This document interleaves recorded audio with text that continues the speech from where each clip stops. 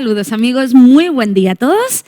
Bienvenidos al comienzo de este programa Vida en Abundancia con todos ustedes.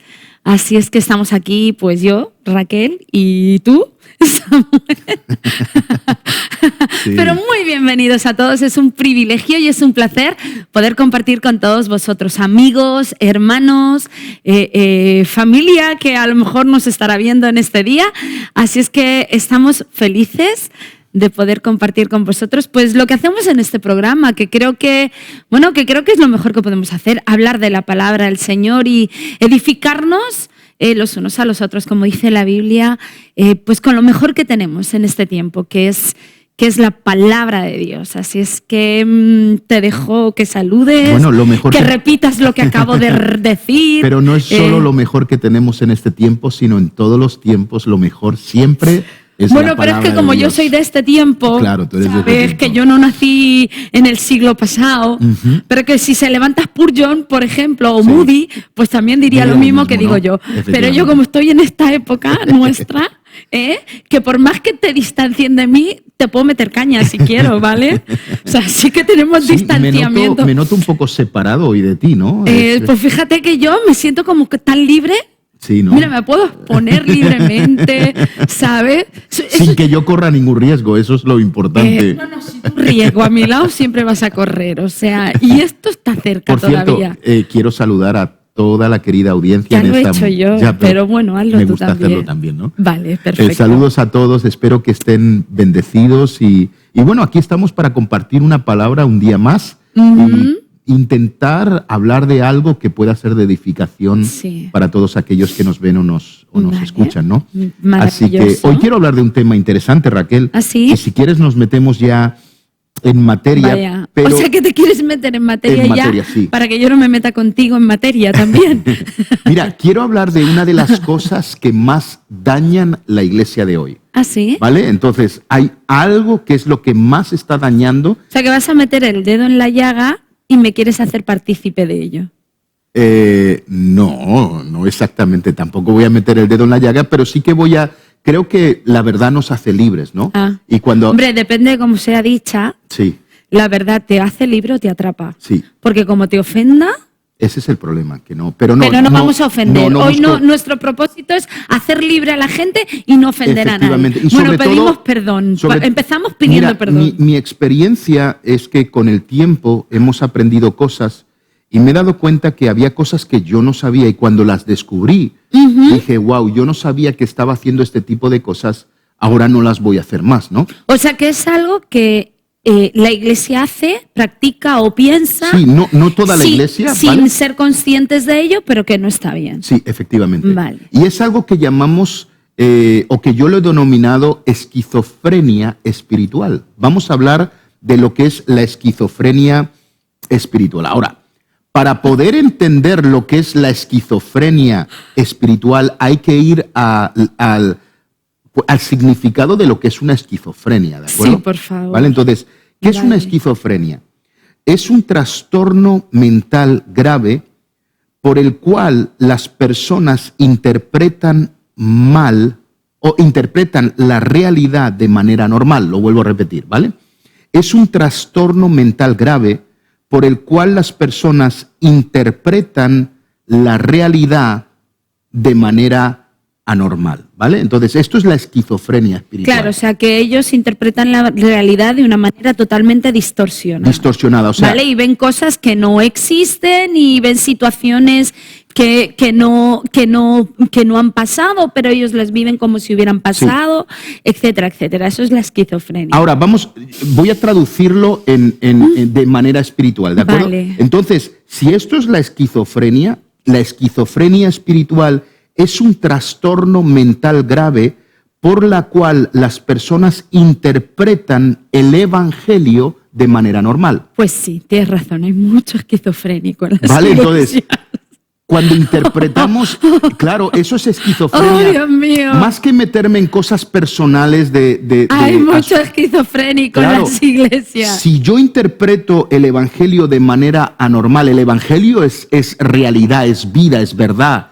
¿de acuerdo? Sí. Si yo lo interpreto de manera normal, yo tengo esquizofrenia espiritual. Anormal, si lo interpretas de manera anormal. Anormal, efectivamente. Entonces, fíjate, voy a poner algunos ejemplos. Es que me parece muy gracioso el concepto o el enfoque porque con perdón, pero creo que eres el primer pastor que llamas a la iglesia o a algunos participantes de la iglesia esquizofrénicos. Es como muy heavy. Sí, pero pero es real. En la Biblia os sucedió también, claro. Y donde yo quiero llegar es sanar el corazón de muchas personas. O sea, yo no busco hacer esto para confrontar. Pero que la esquizofrenia vista desde ese punto, ¿vale? No desde un punto, o sea, la esquizofrenia mental es cierto que es un problema muy serio, ¿vale? Pero interpretado de una manera equilibrada, porque lo vamos a extrapolar a la iglesia y lo vamos a extrapolar al evangelio.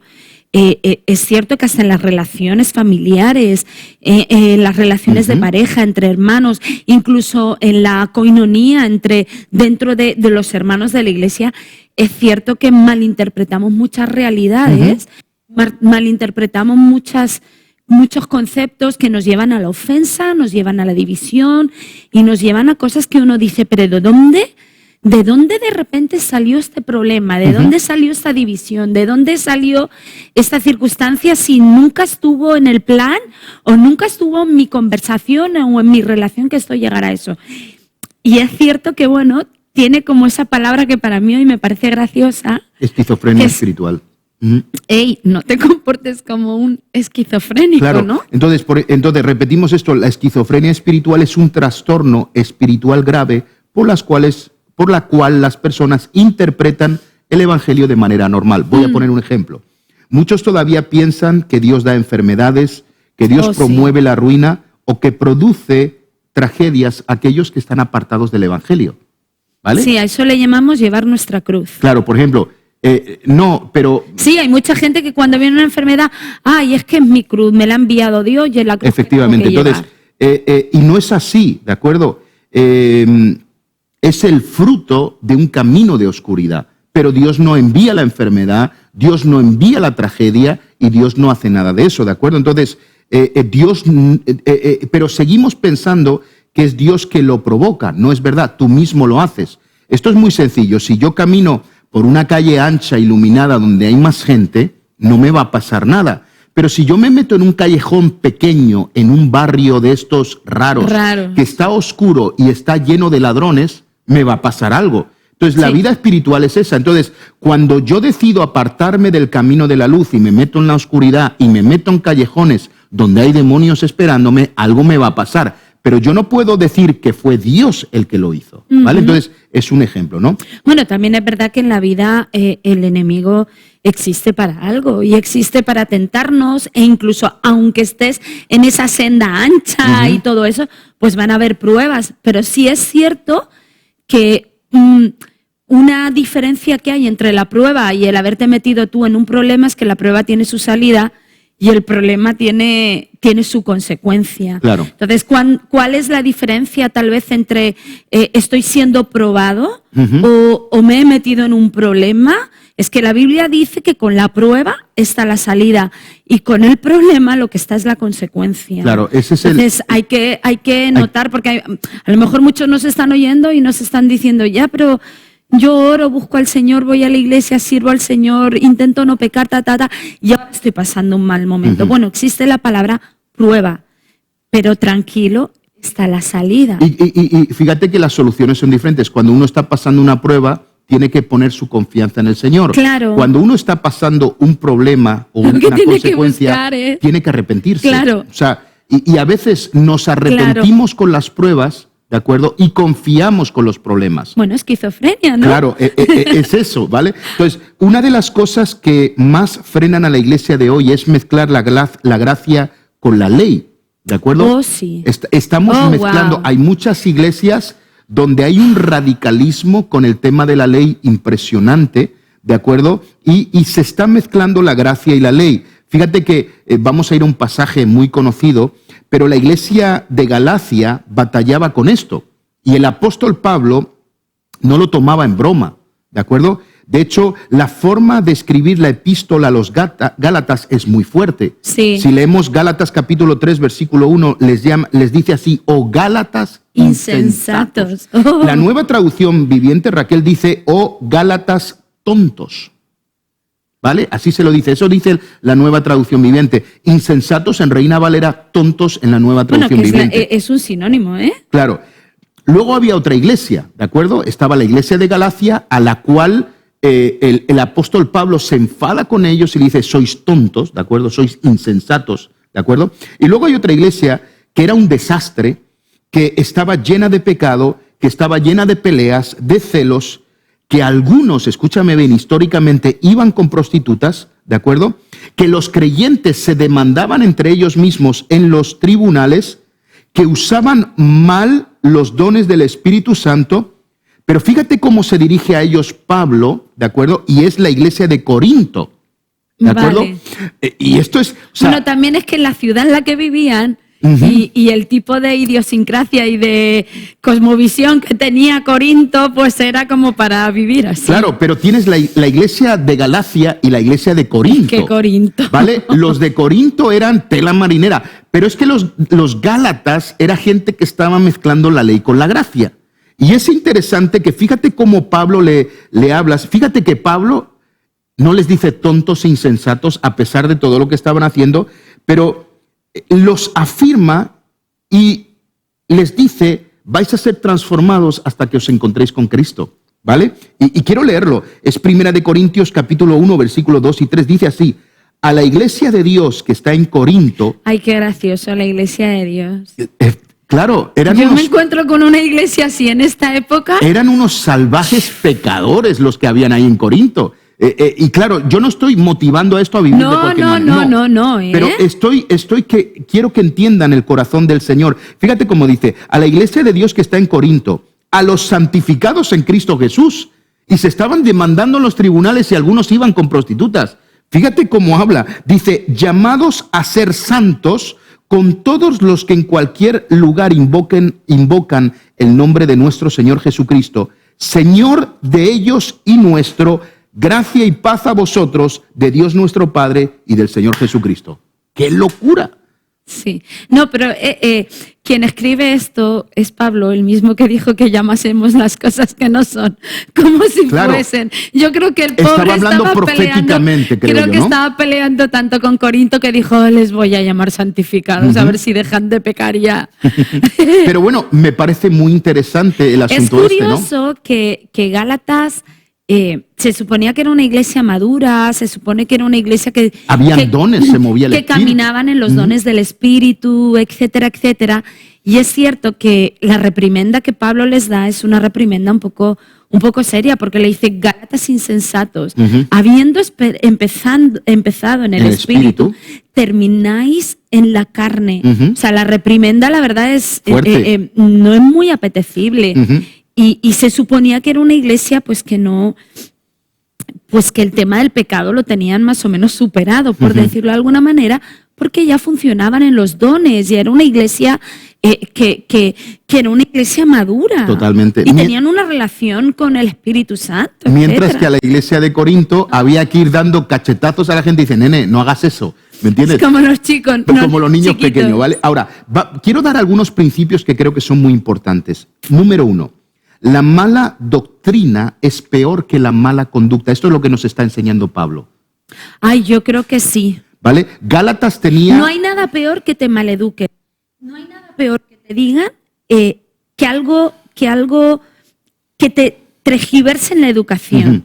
¿Me entiendes? Porque te hacen crecer torcido. Efectivamente. Y creo que la mala doctrina te hace crecer torcido. Con la conciencia tranquila de creer que lo estás haciendo bien, cuando realmente lo estás haciendo mal.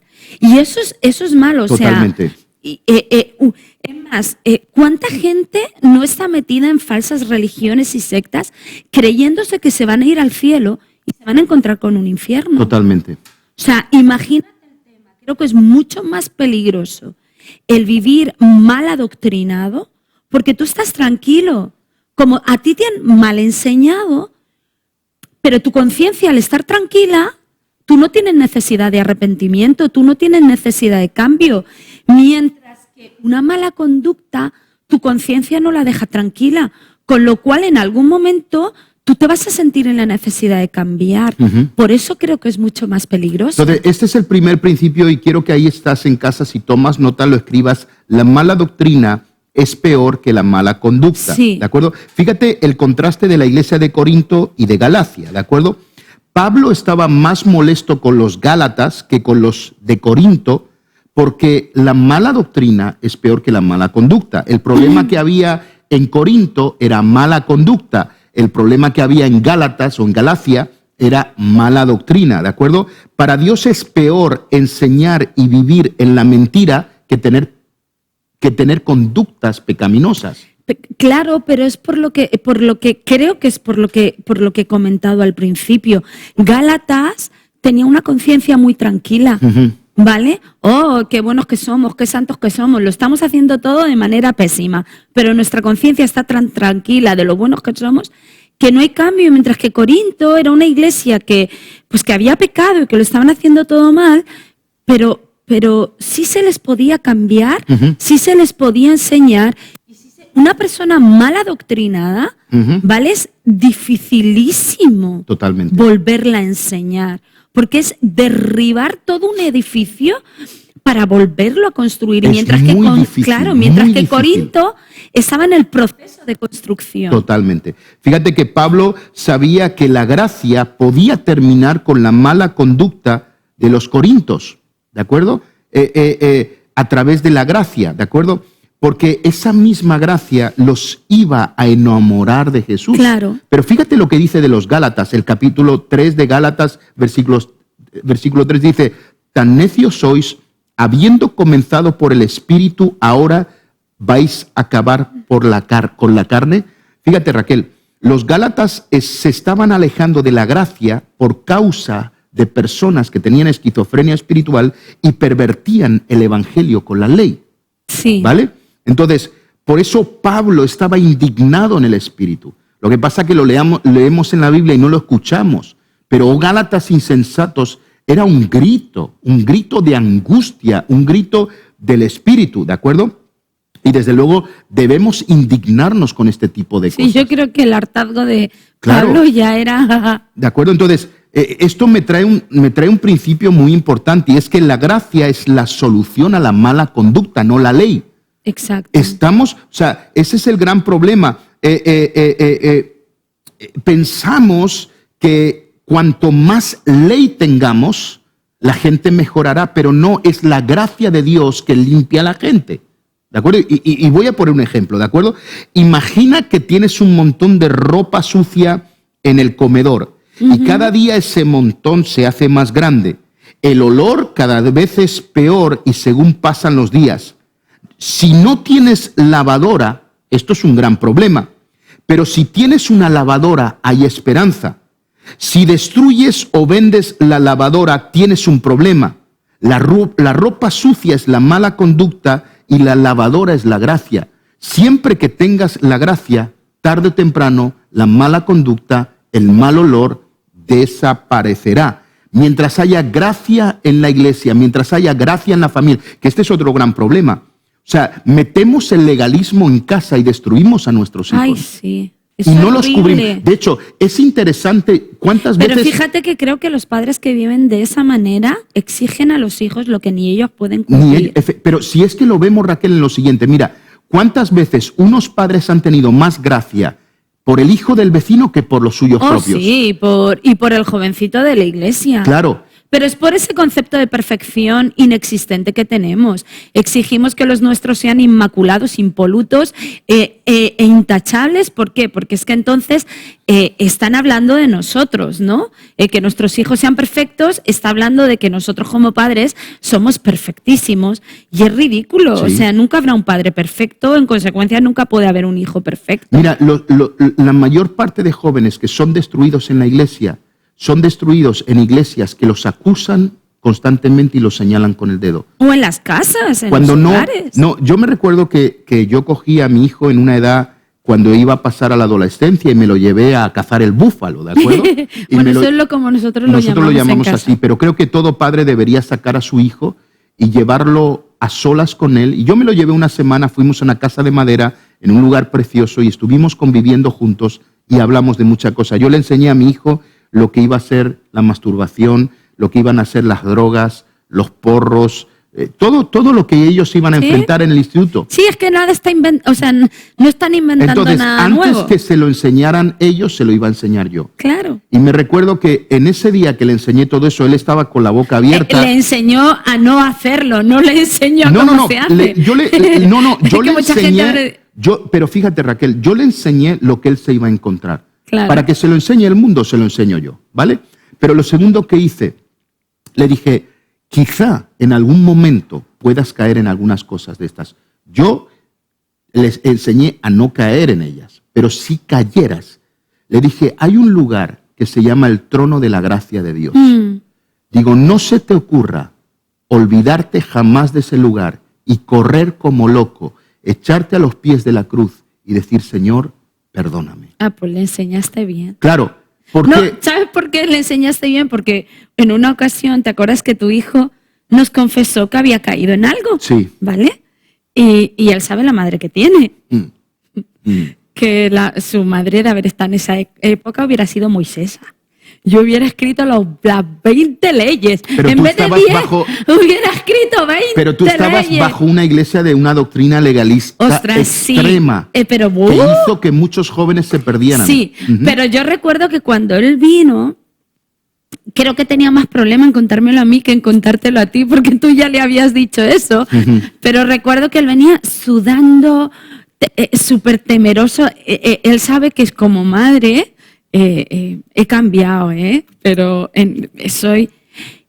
Y algo que él me dijo, dice, ¿sabes qué? Se sorprendió muchísimo porque cuando él me confesó ese pecado, me dijo, mamá, perdóname, mamá, yo no quería hacerlo, perdóname, no lo voy a hacer más. Y recuerdo que le miré a los ojos y le dije, hijo, yo no te tengo que perdonar. Y se quedó así porque él pensaba que le iba a meter la tunda de la vida, o sea... Así, con todas. Le iba a meter palo tras palo tras palo. Y después le hubiera dado el consejo. Pero él me dijo, mamá, perdóname. Y yo recuerdo que no sé cómo, porque no sé cómo, yo le dije, yo no te tengo que perdonar. ¿Fuiste a Jesús? Se quedó así como diciendo, mi madre no me va a echar la bronca. Y me dijo, sí, mamá, yo ya le he pedido perdón al Señor. Y yo le dije, resuelto. Está todo resuelto. Fue inspiración del Espíritu Santo. Totalmente. Por mí mismo lo mato. Entonces, entendamos esto. Mientras haya gracia en los contextos en los que nos movamos, tanto en la iglesia como en el hogar, como en el trabajo, habrá esperanza. Y eso no quiere decir, Samuel, que no haya normas, que no haya comportamientos, totalmente. Que no hayan conductas. Quiere decir cómo enfrentamos los fallos y cómo enfrentamos los errores en nuestras vidas y en la vida de la gente. Y creo que la distorsión de la ley es creer que hay algo que podamos hacer que pueda hacernos más dignos de la santidad, cuando la santidad es producto de la gracia. Y la santidad es producto, hay gente que vive en la ley por causa de que creen que así son santos. Y la santidad viene como consecuencia de la gracia. Ustedes son santos porque Él es santo, no porque nosotros vayamos a hacer nada por ser más santos. Si es cierto que el conocimiento de la gracia me impide a mí, por amor, pero no por perfección. Hoy en día se están levantando muchos defensores de lo que se llama, o de lo que mal llamado se llama la sana doctrina. Entonces tenemos foros en todas partes y ahora Internet está plagado de nuevos teólogos que están constantemente discutiendo estas cosas. Y yo quiero de alguna manera decir lo siguiente, ¿de acuerdo? Porque parece que hay gente que tenga que proteger lo que es de Dios y Dios se protege a sí mismo, ¿de acuerdo? Nadie tiene que protegerlo, ¿de acuerdo? Ahora, fíjate, si quieres saber lo que es buena o mala doctrina, te lo voy a decir de una manera muy fácil, porque se juzga que si este pastor, que si el otro, que hace esto, que hace lo otro. Tonterías varias, ¿de acuerdo? Que si la gente se cae, que si no se cae, que si en la Santa Cena se puede tomar pan, vino o mosto. Y la gente comienza a darle vueltas si los profetas existen, no existen los apóstoles, tal. Y todo el mundo está en el rollo de sana doctrina y muchos se han hecho expertos por 4 libros que que han leído, pero no tienen la experiencia de años de conocer el Evangelio. Ahora, según Pablo, evangelio pervertido es el que mezcla doctrinas. Se pervierte el Evangelio por la esquizofrenia espiritual cuando comenzamos a mezclar doctrinas dentro de la iglesia, dentro del hogar, ¿de acuerdo? Entonces, cuidado con lo que creemos, que estamos creyendo, ¿de acuerdo? Cuidado, ¿de acuerdo? Pablo tuvo que ser firme con la gente de Galacia, con los Gálatas, ¿de acuerdo? Los de Corinto tenían pecado, ¿de acuerdo? Pero los Gálatas habían pervertido el Evangelio. ¿De acuerdo? Y es peor pervertir el Evangelio que cometer pecado, nunca nos olvidemos. Porque el Evangelio es gracia, ¿de acuerdo? Fíjate que llegaron algunos judíos que empezaron a decir que con aceptar a Jesús ya no era suficiente, que necesitaban hacer ciertas cosas, que si no hacían eso, claro, les hablaban de cumplir la ley y circuncidarse, entre otros rituales. ¿De acuerdo? Y ahora, hoy en día están apareciendo muchos legalistas en la iglesia que están diciendo cosas y yo lo digo muy claro, digo, si tú crees la ley, circuncídate. Así se lo digo de claro. Si tú crees en la ley, deja de comer mariscos. Si crees en la ley, deja de comer cerdo, ¿de acuerdo? O sea, porque es muy interesante que a algunos jóvenes se les acuse por llevar un piercing, llevar un tatuaje o llevar lo que sea. Y yo no llevo nada, estoy limpio, lo tengo que aclarar, ¿de acuerdo? Dice, pero estoy limpio. Lo molesto de toda esta gente que acusa eso, están comiendo jamón y marisco en casa, ¿de acuerdo? Y por cierto, no están circuncidados, que es lo primero que hay que hacer, porque como te cojas a la ley, circuncídate en primer lugar, ¿no? Entonces, hablaban y esto estaba pasando con los Gálatas, que la gracia de Dios los cubrió, los limpió, los sanó, y ahora se están metiendo en camisas de 11 varas, que si la ley dice esto, que si la ley dice lo otro, ¿no? Lo que pasa que es muy curioso que también nos cogemos a lo que nos gusta de lo que nos interesa. Y lo que nos interesa, o sea, una buena barbacoa con un buen choricito y unas panceticas, ¿me entiendes? ¿A qué español no le gusta eso? Claro. A todos los españoles, y eso no va a ser pecado porque Pedro dijo, pero eso es gracia, eso es Nuevo Testamento, si usted quiere ley, ni hay panceta, ni hay chorizo, ni hay langostino, en nada. Es que la gente coge lo que interesa, ¿me entiendes? Lo que pasa es que también creo que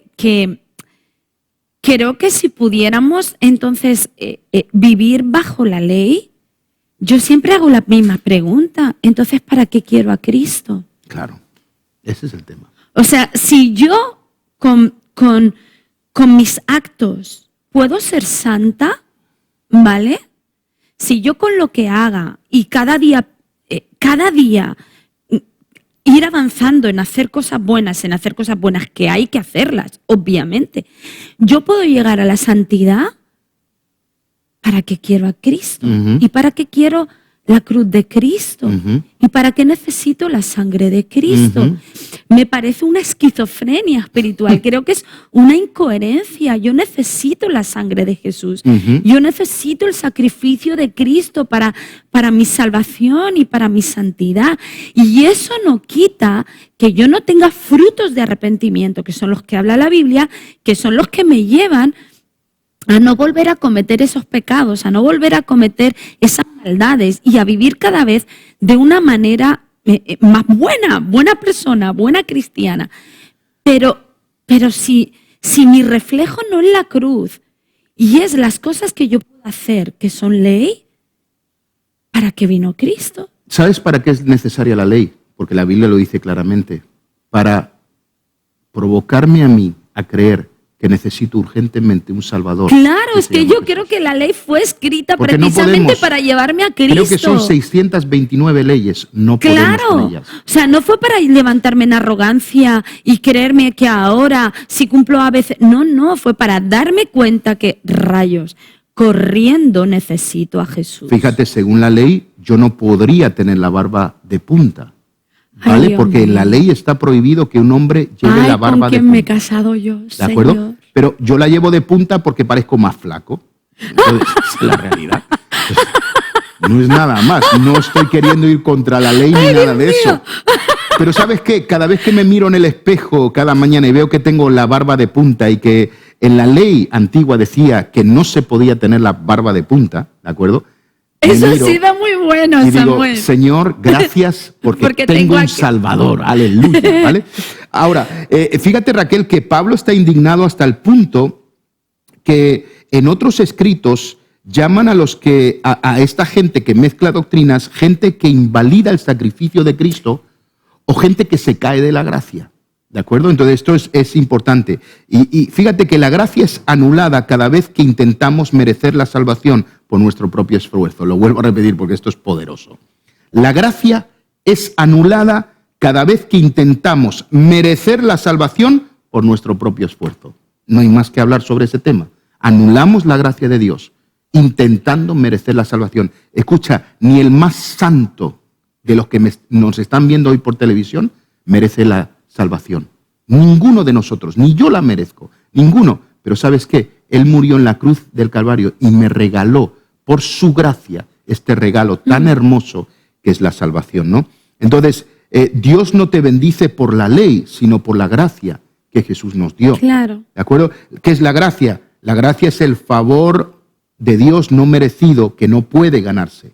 ¿De acuerdo? En el momento que te esfuerzas por ganar la gracia de Dios, la anulas. De todas maneras, tampoco podemos ser tan atrevidos en pensar que siglos y siglos de historia, vale, que demostraron que el ser humano no puede cumplir con la ley. No podemos ser tan pretenciosos de creer que nosotros ahora somos una raza evolucionada y sí vamos a poder cumplir con esa ley. Cuando la historia de siglos y siglos de humanidad, ¿me entiendes?, han demostrado que la ley es imposible cumplirla y que por causa de ello tuvo que venir Cristo a la tierra porque estábamos separados de Dios y estábamos separados de la voluntad de Dios. O sea, vamos de verdad a creer que nosotros somos mejores que el pueblo de Israel, que el pueblo judío. Vamos a creer que en nosotros hay alguna virtud o hay algún talento o una habilidad mayor que el pueblo de Israel, que fue escogido por el mismo Dios para llegar a cumplir lo que ni siquiera ellos por años y años y años pudieron cumplir. No seamos tan pretenciosos. O sea, creo que hoy en día en la iglesia hay mucha pretensión, hay gente muy pretenciosa que tienen un alto concepto de sí mismos. La historia demostró que por nosotros mismos no podemos, que metiendo a Cristo en nuestra historia y metiendo la gracia, sí podemos ser mejores, pero no en nuestras fuerzas, sino en la cruz y a través del Espíritu Santo. Sí podemos ser mejores, pero no en nuestro propio esfuerzo. Y creo que la ley está basada en el esfuerzo humano, mientras que la gracia está basada en las fuerzas del Espíritu, en la capacidad del Espíritu Santo. Y vamos a conseguir no pecar, no porque cumplamos ciertas rituales, sino porque el Espíritu Santo en nosotros va a revelar de tal manera a Cristo y va a formar de tal manera a Cristo en nosotros que el pecado va a ser algo del pasado. Pero necesitamos la gracia y necesitamos el Espíritu Santo. Muy importante. Fíjate, quiero ir a un texto y quiero llevarlo al contexto que es. Y está en Marcos 2:22, dice, nadie echa vino nuevo en odres viejos, de otra manera el vino nuevo rompe los odres y el vino se derrama y los odres se pierden, pero el vino nuevo en odres nuevos se ha de echar, ¿vale? Siempre hemos usado este texto para hablar del Espíritu Santo, ¿sí? ¿Vale? Pero la realidad es que no está hablando del Espíritu Santo, aunque se puede usar para el Espíritu Santo porque es un principio lo que hay aquí. Pero está hablando de el odre viejo, representa el pacto viejo de la ley, ¿vale? Agrietado, duro e inflexible. Escúchenme bien, si usted lee el contexto, el problema es que leemos pasajes, los sacamos fuera de contexto. Pero está, en este momento Jesús está hablando de la ley. Y de la ley era lo que era. Claro. Y él estaba preparando a la gente de aquel tiempo, ¿de acuerdo? Entonces, la ley es agrietada, duro e inflexible. Pero el odre nuevo representa el pacto nuevo de la ley, que era el pacto que Cristo iba a consumar en la cruz del Calvario, ¿de acuerdo? El vino nuevo, la gracia, ¿de acuerdo? En el odre de la ley se echa a perder. Claro. Entonces, si yo echo la gracia... No tiene sentido. No tiene sentido. Entonces, eso es lo que está pasando, es la esquizofrenia espiritual. Traemos la gracia en odres de ley y no funciona, señores. Fíjate cómo es desreal eso, que hay mucha gente que no puede sentirse perdonada por Dios a pesar de haberles pedido perdón por sus pecados. Siguen sintiéndose culpables por pecados que la Biblia dice que ya han sido perdonados, pero yo aún así no me siento perdonado. ¿Por qué será? ¿Será porque mi mente todavía está queriendo ganarse ese perdón con algo que yo pueda hacer? Porque simplemente pedir perdón, que es lo que la gracia dice, con arrepentimiento sincero y genuino. El fruto de arrepentimiento viene después, pero ese momento de arrepentimiento viene instantáneo. Mira cómo es de real lo que estás diciendo. Fíjate, claro, estamos hablando de odres viejos con el vino nuevo que es la gracia. Claro. Y se echa a perder. Fíjate, Raquel, lo quiero decir de esta manera, ¿de acuerdo? La mezcla destruye a los hijos de Dios. Cuando mezclamos la gracia y la ley, cuando mezclamos doctrinas, cuando usamos odres viejos para echar el vino nuevo, lo destruimos todo. Por eso hay divisiones, por eso hay disensiones, por eso la gente se pelea, por eso hay desgracias dentro de la iglesia. Cosas ocurren porque hemos decidido mezclar y lo único que lleva a eso es una catástrofe y una pérdida. La mezcla es veneno. Sí. Mezclar la gracia con la ley es envenenar a la iglesia. Cuidado con esto, ¿de acuerdo? O vivimos bajo la gracia o vivimos bajo la ley. Quiero poner otro ejemplo. Apocalipsis 3, 15 y 16. Yo conozco tus obras, que ni eres frío ni caliente. Ojalá fueres frío o caliente, pero por cuanto eres tibio y no frío ni caliente, te vomitaré de tu boca. De mi boca. Aquí está hablando, sabemos que usamos esto de nuevo para el Espíritu Santo, para el fuego del Espíritu, y está bien, pero está hablando de la gracia y la ley, de nuevo. ¿De acuerdo? Entonces, siempre fíjate la cosa como es, fíjate cómo se ha metido la ley en este texto, ¿vale? Siempre hemos creído que los fríos son los que no hacen nada para Señor, no oran, no viven en la fe, y los calientes son los apasionados. ¿Vale? Bueno, que en cierta manera también, ¿no? Efectivamente, ¿de acuerdo? También. Pero habla de algo más profundo, ¿de acuerdo? Es interesante que lo que Dios está diciendo es que no seas frío. A ver, Dios dice que seas frío o caliente, ¿de acuerdo? Que te definas. Que te definas. Entonces, que no seas tibio, ¿de acuerdo? Sé de la gracia, sé de la ley, pero no seas una mezcla, porque la mezcla es lo que hace que Dios los vomite. ¿De acuerdo? De hecho, el pueblo de Israel que vive bajo la ley va a tener una redención, según la palabra de Dios. Y los que están en la gracia van a tener también, ya la tenemos, la redención, ¿de acuerdo? Pero cuidado con esto, ¿de acuerdo? O entero de la gracia o entero de la ley, ¿de acuerdo? Y cuando hablamos entero de la ley es todo, ¿de acuerdo? Pero claro, el Evangelio nos enseña claramente que la ley fue traída para determinar dentro nuestra que necesitamos un Salvador, y ese Salvador es Jesús. ¿De acuerdo? Si la ley no nos lleva a esto, no sirve para nada de lo que estamos haciendo, ¿de acuerdo? Claro. Porque al final las dos cosas te llevan a Jesús, tanto la ley como la gracia, la mezcla no, ¿de acuerdo? Es lo que estoy diciendo. Entonces, el día que nos metamos bajo la ley y tengamos que cumplir las 629 leyes que habían, como he dicho, la barba larga, que si los tatuajes, que si el cerdo, el marisco. Por cierto, cuando la mujer tenía su tiempo de periodo, tenía que ser echada fuera del campamento durante 7 días, ¿de acuerdo? No podía tocar a nadie, o sea, todo eso. Tienes que cumplir todo esto. Cuando te des cuenta y después de 1 año o 2 intentes cumplir las 629 leyes... Si yo puedo escoger... y tienes que estar circuncidado. No, perdona, pues en mi semana yo quiero un chalet en las Maldivas, ¿me entiendes? Tú fuera y que nadie me toque. Pero yo escojo. Fíjate que si me meto a full en la ley y si lo hago con amor al Señor y digo quiero cumplirla, y cuando me dé cuenta que cada día incumplo más de una ley, me va a llevar a Jesús. Sí. Me va a llevar a Jesús, ¿de acuerdo? Y descubriré que no puedo salvarme, que he metido tantas veces la pata en este año en cada una de esas leyes, que no me he dado cuenta, que no puedo estar revisando las 620 leyes. Pero si nos pasa en el mundo, ¿cuántas veces nos equivocamos y la gente va a juicio y dice que yo no sabía esto?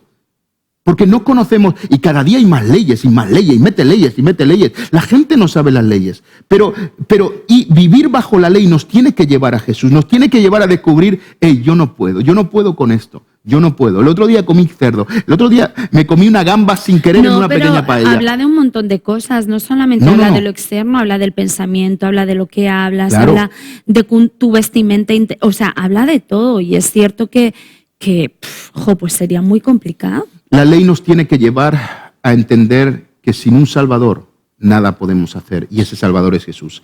Y yo he escrito esto. La mezcla de la ley y la gracia neutraliza la salvación. Cuidado. Porque el veneno está en la mezcla. En la mezcla está el veneno. Pero Samuel, es lo que hemos acabado de decir antes, o lo que yo estaba comentando antes. Claro que neutraliza la salvación en el hecho de yo pedir perdón al Señor por mis pecados, pero no sentirme perdonado. Va a bloquear la salvación, va a bloquear mi caminar de salvación con el Señor día tras día. Y creo que es que muchos de nosotros vivimos en nuestra vida cristiana frustrados porque no entendemos ese concepto de gracia, ¿vale? El hecho de simplemente aceptar que por pedir perdón yo he sido perdonado sin haber hecho nada, lo único que hace es que me impide caminar en esa libertad que Dios me ofrece. Y si yo no camino en esa libertad, yo estoy preparado para volver a caer en lo mismo. ¿Qué quiero decir? Yo pido perdón al Señor por mentir. Soy una mentirosa, le digo, Señor, perdóname, soy una mentirosa, no voy a mentir más. Pero en ese momento yo no me siento perdonada. Al no sentirme perdonada, yo voy a caer otra vez en el mismo pecado. Pero si yo siento el perdón del Señor, yo voy a poder dar después los frutos de arrepentimiento, es decir, no voy a volver a pecar. ¿Por qué? Porque ya no me identifico con ese pecado. El problema es cuando yo no acepto esa gracia que me perdona en el momento, yo me sigo identificando con ese pecado, porque al no sentirme perdonada, yo sigo viéndome de la misma manera. En consecuencia, vuelvo a pecar y vuelvo a pecar. Y ahí es cuando mezclamos la ley con la gracia. Los frutos de arrepentimiento vienen después del arrepentimiento, no vienen antes. Y la ley lo que nos dice es que tenemos que hacer antes para entonces ser después. Y es totalmente lo contrario. La gracia es sé para luego hacer. Y es lo maravilloso de la gracia. Entonces, la tibieza es una mezcla de la gracia con la ley y eso hace que Dios lo vomite de su boca. Exacto. Es veneno, no sirve. Que no se puede. Entonces, y como hemos dicho antes, cuando mezclamos la ley y la gracia, neutralizamos el poder salvador de Jesús y entonces nos perdemos. Claro. ¿De acuerdo? ¿Dónde se pierde la gente? En la mezcla. Cuidado, hay mucha gente que hoy en día está mezclando todo esto y no hemos entendido que el Evangelio tiene que ver con la gracia y no con la ley. Fíjate que hay otro pasaje, quiero ya ir cerrando y terminando, y es el siguiente, Gálatas 3, 24 y 25. Ahí Pablo sigue hablándoles y dice, dicho de otra manera, la ley fue nuestra tutora hasta que vino Cristo. La ley fue nuestro maestro hasta que vino Cristo. Nos protegió hasta que nos declarará justos ante Dios por medio de la fe. Fíjate qué hermoso este texto. Sí. Y ahora que ha llegado el camino de la fe, ya no necesitamos que la ley sea nuestra tutora. Más claro, agua. La ley fue nuestro tutor, nuestro maestro, hasta llevarnos a los límites de nuestros esfuerzos. Es lo que está diciendo. ¿De acuerdo? Conduciéndonos hacia Cristo. La ley fue hecha para llevarnos a Jesús. Fue un plan perfecto. No fue un plan fracasado del Padre que estableció con su pueblo de Israel. La ley, la señal de la ley señala con una flecha a una sola cosa. Y creo que la ley nunca podrá ser borrada porque en el momento en que la ley se borre, Cristo desaparece. Efectivamente. Entonces, fíjate que los fariseos rebajaron la ley para poder cumplirla. Eso hacían los fariseos. Sí. Dice, pero Jesús la hizo más dura porque dijo que el que fantasea con una mujer era culpable de adulterio. Y dijo que el que se enoja contra su hermano era un asesino. ¿Qué estaba tratando de hacer Jesús en ese panorama? Era decir, señores, es imposible. Y si quieren que la endurezcamos, yo la endurezco más. El que piense en una mujer es un adúltero. Y el que se enfade con un hermano es un asesino. Eso porque los fariseos estaban intentando hacer rebajas de ley. Bueno, esto 3 se por puede, 1, ¿no? como hizo la Iglesia Católica, ¿no? Que la Iglesia Católica en los países del sur dijo que habían pecados veniales, ¿de acuerdo? Como era robar, era la deshonestidad y era la mentira. ¿Y de qué pecamos los latinos? Los que estuvimos sujetos bajo el pensamiento católico. Somos muy mentirosillos. Mentirosos, corruptos, deshonestos, y eso es La lo que picaresca la española. picaresca española viene picaresca. porque habían fariseos que rebajaron el asunto, ¿vale? Mientras que en los países protestantes no ocurrió, por lo cual hay mucha más honestidad y no hay tanta corrupción, ¿de acuerdo? Pero fíjate, y Jesús lo que trataba de decir, señores, es que esto es imposible, es que no podéis con esto, que tú no puedes salvarte a ti mismo, ¿de acuerdo? No. Y quiero terminar con estas palabras antes de orar, ¿no? Pero cuando un salvavidas tiene que salvar a un náufrago, solo se puede salvar cuando el náufrago se deja llevar y deja de luchar por salvarse a sí mismo.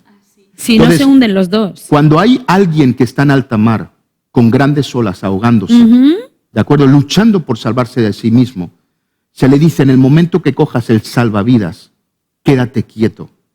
Y ¿sabes qué? Esto nos lleva a varias cosas, Raquel. Número 1, serás salvo cuando renuncies a salvarte a ti mismo. La segunda cosa es que la gracia y la ley te ahogarán cuando estén juntas. Que no te sueltes tratando de salvarte de la gracia de Dios. Y finalmente que la gracia es anulada por nuestro propio esfuerzo. Sí. ¿De acuerdo? Si luchas por salvarte en tus propias fuerzas, te ahogarás. Necesitamos a Jesús. Definitivo. Así que vamos a orar en esta mañana y quiero que ahí donde estás cierres tus ojos y yo quiero orar en esta mañana y probablemente hay una mezcla de ley y gracia en tu corazón y estás ahogándote. Estás luchando cada día por esa salvación, luchando por salvarte a ti mismo. Quizás ha habido una doctrina que ha traído cosas a tu vida que te están en este momento ahogando, que te sientes fuera de lugar y yo quiero que en este momento mires solo a Jesús. Él es el autor de la vida, Él es nuestro Salvador. Amén. Padre, y en este momento, Padre, nuestra pretensión ha sido, Señor, que la gente vuelva a mirarte a ti, Jesús. Padre, ayúdanos que cada vez que abramos la Biblia, Señor, no veamos dedos acusadores, sino veamos dedos indicándonos que hay un solo camino, que hay una sola manera y se llama Jesús. Jesús, queremos darte gracias por la salvación que nos has provisto. No la merecemos, tampoco podemos hacer nada, pero la tenemos, Señor. Señor, y en este momento, Señor, queremos aceptar, Señor, esa salvación, aceptar ese don hermoso de tu gracia, Señor. Señor, y recibirlo, Señor, gratuitamente, Señor, en nuestros corazones, Señor. Padre, ayuda a tu iglesia a que sea sanada de toda esquizofrenia espiritual. Que dejemos de pelear en doctrinas y que podamos darnos cuenta que toda la palabra, aún la ley, nos lleva a la necesidad completa de un Salvador y es Jesús. Gracias por estos momentos, Señor. Pedimos que tú bendigas a cada persona. Queremos orar especialmente por aquellos que están en casa enfermos, con temor a la muerte, temor a la enfermedad, Padre. En este instante, Padre, hablamos sanidad sobre ellos. Declaramos que ellos son restaurados, levantados, fortalecidos, Señor. Padre, y gracias porque tu paz está sobre todos nosotros, Señor. Danos una semana extraordinaria en el nombre de Jesús. Amén. Amén. Hasta aquí hemos llegado, ¿no? Pues sí. Si quieres decir, si tienes algo más que decir, fuera de pantalla, porque nuestro tiempo se acaba, nos tenemos que ir, vienen otros programas. Si se te ha quedado algo en el tintero, la semana que viene, con todos ustedes. Pero me ha encantado el tema de hoy. Sí, se te ha visto a ti on fire, se te ha visto muy apasionado. Pero ciertamente vivamos confiados, tenemos al Espíritu Santo, Él nos va a llevar a ser como Jesús. Y si lo que pretendemos es ser como Jesús, Espíritu Santo. Así es. Bueno, les mandamos un fuerte saludo. Nos vemos de nuevo muy pronto. El Señor les bendiga. Cuídense.